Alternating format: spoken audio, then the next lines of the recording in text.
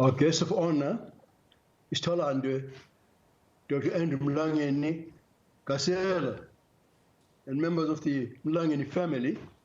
His Excellency President Cyril Ramaphosa, His Excellency President Thabo Mbeki, Excellency President Halima Machante, patron of the June and Andrew Mlangeni Foundation, Honorable Minister Lindiwe Sisulu, MP, Minister of Human Settlements and Water and Sanitation, the Honorable Minister Nathi Mthethwa, MP, Minister of Sport, Arts and Culture, the Honorable Minister Dr. Blaine Zimande, MP, Minister of Higher Education, Science and Technology, the Honorable Deputy Minister Hlengiwe Mkhize, MP, Chairperson of the Mlangeni Foundation, the Honorable General Holomisa, MP, President of the UDM, Mr. John Jan Ledika, representative of the Rosa Luxembourg Stiftung, friends and distinguished guests.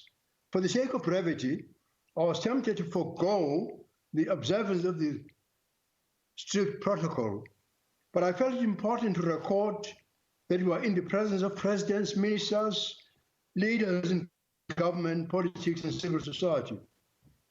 This alone gives the measure of the man whom we celebrate today.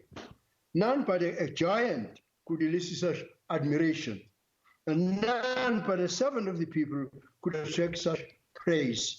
My personal admiration of Dr. Andrew Mlangeni is born of many years working alongside him in the National Assembly, and many more years of knowing his impressive leadership, patriotism, and integrity.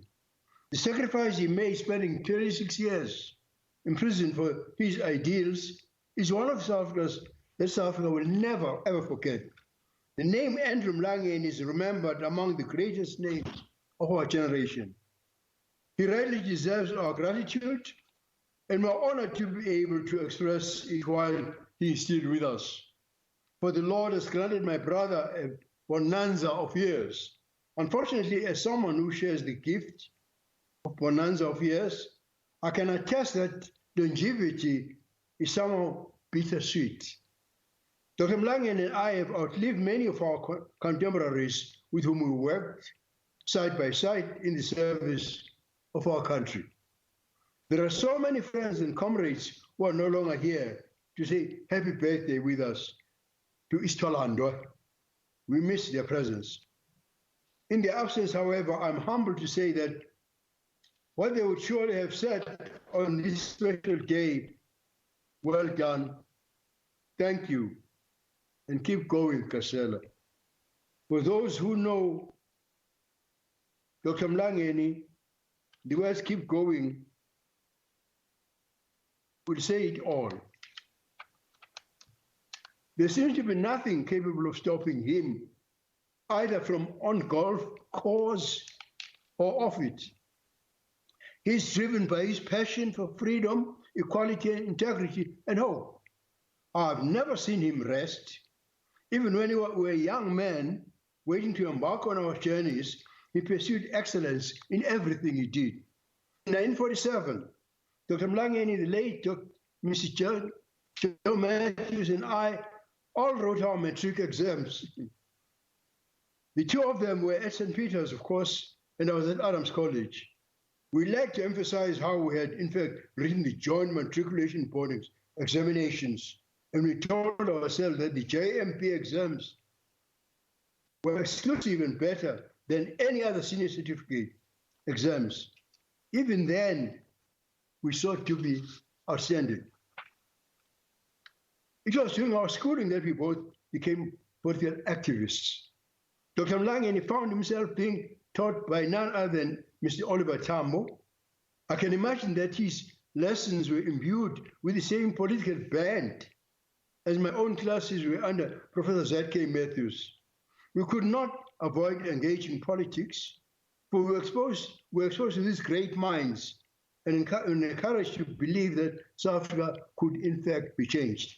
It was up to us to change it. I think that notion persists in Dr. Mlangeni. He has not handed over responsibility to anyone else. He still feels it, as I do, the responsibility to contribute. I was not surprised, therefore, that when Dr. Mlangeni's long career in Parliament came to an end, his voice never diminished from our national debate. He has remained a source of wisdom to guide us through difficult times. When he speaks, we listen. That has always been the case, for he has a very commanding presence. More than that, when he speaks, you know that it is coming from a place of honesty and weight. There is substance to everything he says. I remember how we listened to Dr. Mlangeni in Parliament, who was an elder to whom we look for wisdom. And I got very annoyed when there was rowdiness while he was speaking, and I said, can't we even listen to an elder?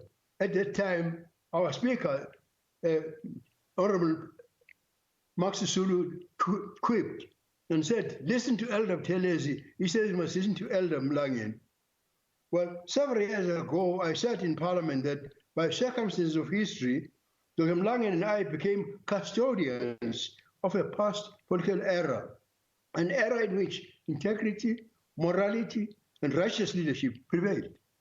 His fellow reverendalists belong to that era, and they're all gone. And other men like Rolly Arnstein, Bishop Alpheus Zulu, Dr. Wilson Zamindela Tongo, Mr. Nelson Mandela, Mr. Robert Sobukwe, we all belong to that era, and they too are gone. How to imbue their lives, their values rather, in new generations, to ensure that what they believe survives? That is something I think about often. And I know that my brother, Dr. Mlangeni, ponders it too. The best way we can do it is to live those values publicly and privately, continuing to give ourselves to our country for as long as the Lord enables us to do so. I know that Dr. Mlangeni will continue to play a meaningful role in the policy of the well-being of South Africa until he draws his last breath. For that, we are enormously grateful. How wonderful it is to have a leader of his caliber, wholly committed to our nation's good. When His Excellency,